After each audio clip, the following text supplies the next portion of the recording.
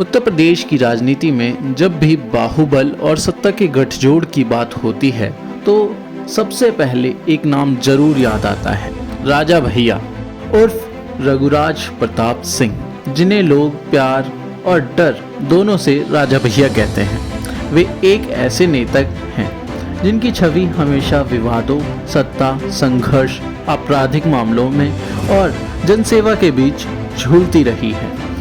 अगर उनकी शुरुआती बात की जाए तो राजा भैया का जन्म 31 अक्टूबर 1968 को उत्तर प्रदेश के प्रतापगढ़ जिले में हुआ। वे भद्री रियासत के राजा उदय प्रताप सिंह के बेटे हैं। यह परिवार लंबे समय से इलाके में प्रभावशाली रहा है। एक समय में प्रतापगढ़ की राजनीति पर उनका परिवार राज करता था और आज भी उनका दबदबा कायम है। राजा भैया ने अपनी शुरुआती शिक्षा लखनऊ के लॉ मोंट्रियर कॉलेज से पूरी की और इसके बाद लखनऊ विश्वविद्यालय से LLB की पढ़ाई की। लेकिन राजनीति में उनकी रुचि इतनी गहरी है कि उन्होंने बेहद जल्द अपना करियर राजनीति में बना लिया। 1993 में जब उत्तर प्रदेश की राजनीति का परिवर्तन का दौर था, तब राजा भैया ने कुंडा विधानसभा सीट से निर्दलीय प्रत्याशी के रूप में चुनाव लड़ा और जीत हासिल की। यह एक ऐतिहासिक जीत थी क्योंकि उन्होंने कांग्रेस के मजबूत किले को ध्वस्त कर दिया था, जिसके बाद राजा भैया ने कभी पीछे मुड़कर नहीं देखा और लगातार 7 बार कुंडा से विधायक बने। उनकी लोकप्रियता और प्रभाव ऐसा था कि कोई भी मुख्य धारा की पार्टी उनके खिलाफ टिक नहीं पाई। बाहुबली और आपराधिक मामले में राजा भैया काफी प्रसिद्ध रहे हैं। राजा भैया की छवि हमेशा से एक दबंग और बाहुबली नेता की रही है। उनके खिलाफ कई गंभीर आपराधिक मामले दर्ज हुए, जिसमें हत्या, अपहरण, रंगदारी और धमकी जैसी कई धाराएं शामिल रही। 2002 में जब मायावती उत्तर प्रदेश की मुख्यमंत्री बनी तो उन्होंने राजा भैया पर कोटा के तहत कार्रवाई की और उन्हें जेल भेज दिया गया। लेकिन 2003 में जब मुलायम सिंह की सरकार आई तो उन्हें सभी आरोपों से मुक्त कर दिया गया। यह मामला तब सुर्खियों में रहा जब इससे राजा भैया की छवि की और मजबूती की तरफ इशारा किया गया। अगर उनकी मंत्रिमंडल में भूमिका की बात की जाए तो राजा भैया ने उत्तर प्रदेश सरकार में कई महत्वपूर्ण विभागों में मंत्री के रूप में काम किया।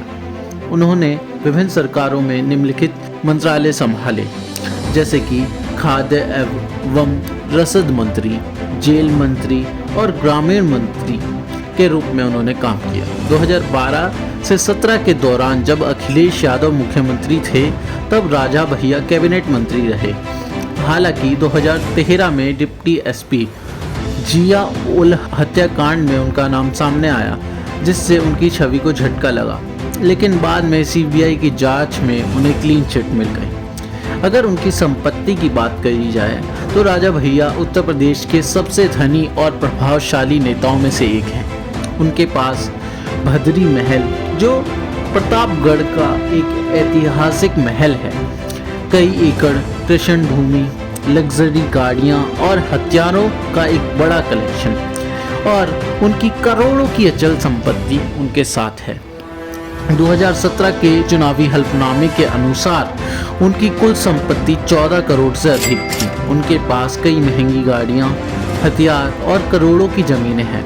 अगर उनकी पार्टी का गठन करने की बात की जाए तो उन्होंने स्वतंत्र पार्टी का गठन किया। 2018 में राजा भैया ने अपनी नई पार्टी जनसत्ता दल लोकतांत्रिक बनाई। उनका उद्देश्य उत्तर प्रदेश की राजनीति में एक नई ताकत बनना था। राजा भैया अपराधी या जनता का मसीहा, ये सबसे बड़ा सवाल लोगों के बीच में उठ जाता है जब भी राजा भैया की बात होती है। राजा भैया की छवि हमेशा विवादों और लोकप्रियता के बीच रही है। कुछ लोग उन्हें अपराधी और बाहुबली मानते हैं, जबकि कुछ लोग उनके समर्थन के हैं। उन्हें गरीबी का नेता कहा जाता है और मसीहा के रूप में वो उभर के आते हैं। लेकिन उनका सबसे बड़ा सियासी आधार गरीब, पिछड़े और किसान के बीच है। उनके समर्थकों का मानना है कि राजा भैया कभी भी अपने समर्थकों को अन्याय का शिकार नहीं होने देते। यही कारण है कि कुंडा में उनका जलवा अभी तक कायम है। राजा भैया की राजनीति में कई दोस्त और दुश्मन बने। मुलायम सिंह यादव और अखिलेश यादव के वे सबसे करीबी रहे हैं, लेकिन मायावती और कांग्रेस से उनकी टकराहट हमेशा रही है। 2003 में जब मुलायम सिंह यादव मुख्यमंत्री बने तो उन्होंने राजा भैया को जेल से बाहर निकाला और मंत्री बनाया। इससे उनकी सियासी ताकत और बढ़ गई। कुंडा की राजनीति का माहौल डर का रहा है हमेशा। प्रतापगढ़ जिले में राजा भैया की सत्ता निर्विवाद और उनकी कुंडा सीट पर कोई भी प्रत्याशी बिना उनकी मर्जी के चुनाव लड़ने की हिम्मत नहीं करता। उनके बारे में कहा जाता है कि कुंडा में कोई भी उनके खिलाफ चुनाव लड़ने की हिम्मत नहीं करता। उनके खिलाफ बोलने पर अक्सर रहस्यमय परिस्थितियों से लोग गायब हो जाते हैं। कुंडा में उनकी इजाज़त के बिना कोई भी सरकारी अधिकारी ट्रांसफ़र भी नहीं ले सकता। अगर उनकी राजनीति की बात करी जाए तो अब सवाल यह उठता है कि राजा भैया राजनीतिक भविष्य में कैसे रहेंगे। क्या होगा उनकी राजनीति का भविष्य? क्या वे उत्तर प्रदेश में बड़ी राजनीतिक ताकत बन पाएंगे?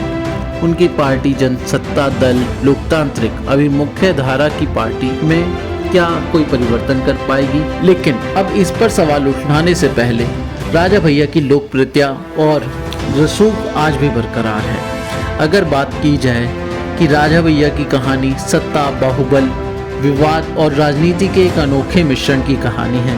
वे एक ऐसे नेता हैं जो डर और सम्मान दोनों का प्रतीक है। जहां कुछ लोग उन्हें गुंडा राज का प्रतीक मानते हैं, वहीं उनके समर्थकों के लिए वे न्याय और सुरक्षा की गारंटी हैं। क्या राजा भैया उत्तर प्रदेश की राजनीति में एक और बड़ा कद हासिल करेंगे? यह तो आने वाला समय ही बताएगा।